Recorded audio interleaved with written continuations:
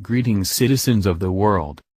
American people left clueless as China prepares to invade North Korea, while at the same time they fail to see their own destruction coming.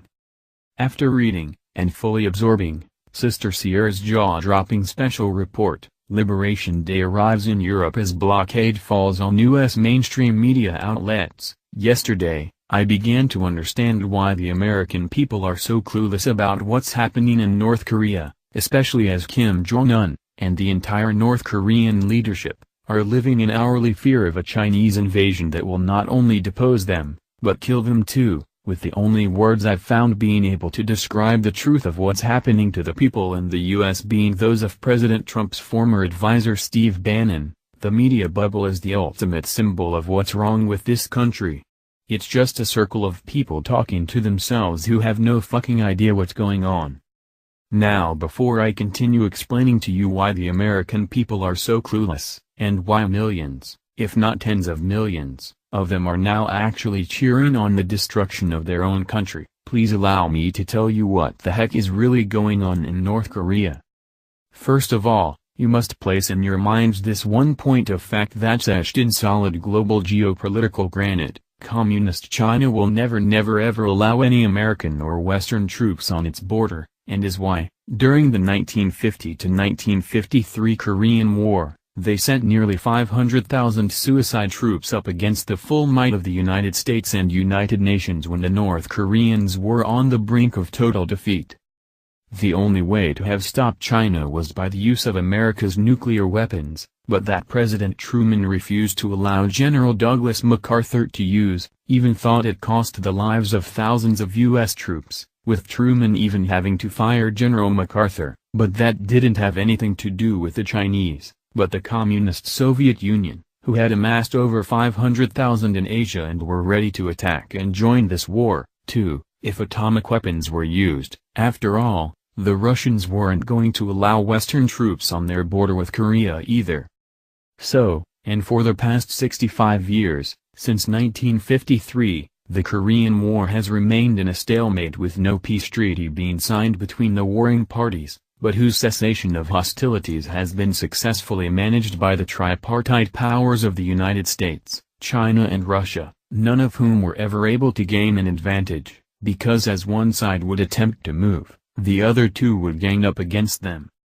On November 8, 2016, however, this 65-year-long tripartite cold truce between the United States, China and Russia over North Korea melted in the flames of President Donald Trump's election, and that took Russia entirely out of this equation, because of so-called election meddling, thus meaning that, for the first time since 1953, the Americans and Chinese were facing off alone, and with no one having ever attributed common sense as being exhibited by North Korea, saw them start to detonate nuclear bombs, fire off ballistic missiles and threaten the United States with destruction. Now in normal times, and as has happened too many times in the past to count, whenever North Korea started punching above its weight, various combinations of the tripartite powers would put them back into place, most often China and Russia, but at times the US and China and/or US and Russia, depending upon whatever the global geopolitical mood was at the time. This time though, and after the genius Democrats in the US decided to sideline Russia by using it as a political battering ram against President Trump, the Chinese, very predictably, and exactly as they had done in 1950, rushed over 300,000 troops to the North Korean border, which in times past would have seen a rushing to the North Korean border of an equal number of Russian troops, but when those didn't appear, then saw North Korea rushing to President Trump to defend them. Here's another important fact for you to remember: China doesn't care one whit about North Korea, they only care about keeping US and Western troops from their borders, and is why the first thing that they'll do, if they start this war anew, will be to decapitate the entire North Korean leadership and install a new puppet government, and that President Trump is exploiting by promising North Korean leader Kim Jong-un that if he gives up his nuclear weapons, the US will protect his life and keep him in power.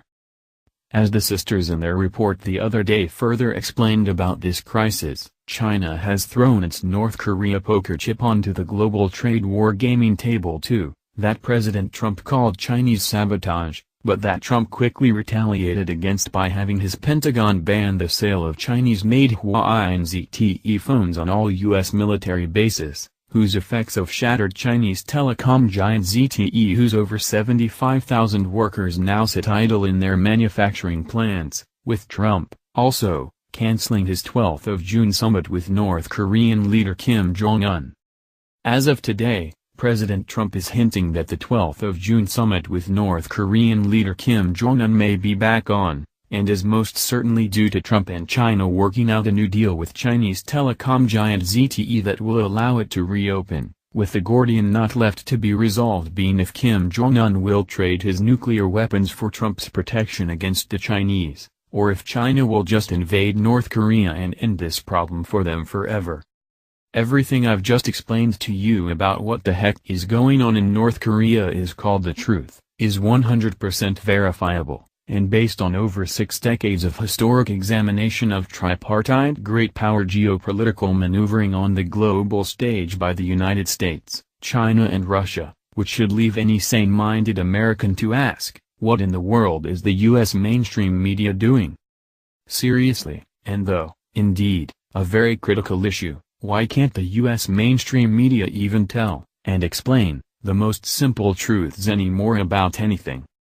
For another recent example, consider CIA MI6 operative Stefan Halper, whom the Obama regime placed as a spy in the Trump campaign, and whom the sisters first told you about on 12th of May, who in the past ran an illegal CIA spying operation against President Jimmy Carter during the 1980 U.S. presidential election, and was laughed out of Cambridge University, in 2016, when he cried that Russians were everywhere, but whom the U.S. mainstream media still won't even mention by name. After all, they can't have their viewers and readers Googling the name Stefan Halper, can they? First denied he even existed, then declared his life would be in danger if anyone discovered who he was, then, after real truth-tellers, like us, exposed him, declared Trump was lying about being spied on, with these supposed to be mainstream journalists now settling upon the comical narrative that Halper wasn't a spy, but an informant, and was only secretly placed into the Trump campaign for benign information gathering.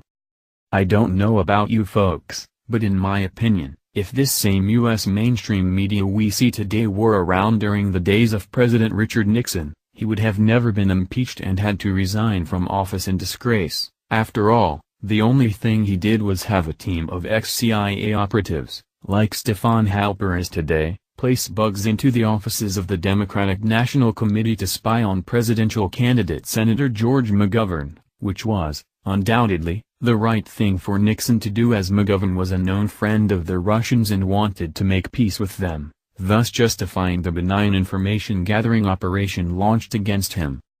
The U.S. mainstream media, as it was constituted in the 1970s during the days of President Nixon, and as Sister Sierra so accurately, and devastatingly, described yesterday, will never be seen or heard from again, as the once all-powerful American newspaper industry is all but dead, and who, in the past few decades alone, have jettisoned hundreds of thousands of jobs, and where daily and weekly newspaper publishers employed about 455,000 reporters, clerks, salespeople, designers and the like in 1990, by January 2017, that workforce had more than halved to 173,900, with those losses being felt in almost every region of the United States. Critical for you to note about the collapse of this American newspaper industry, too, is that this isn't just a shift in medium, it's also a shift in sociopolitics, and a radical one, because where newspaper jobs were once spread nationwide, internet jobs are not, with today, 73% of all internet publishing jobs being concentrated in either the Boston, New York, Washington, Richmond corridor or the West Coast crescent that runs from Seattle to San Diego and on to Phoenix, with the Chicagoland area, a traditional media center, capturing 5% of the jobs, thus leaving a paltry 22% going to the rest of the United States where the vast majority of people live.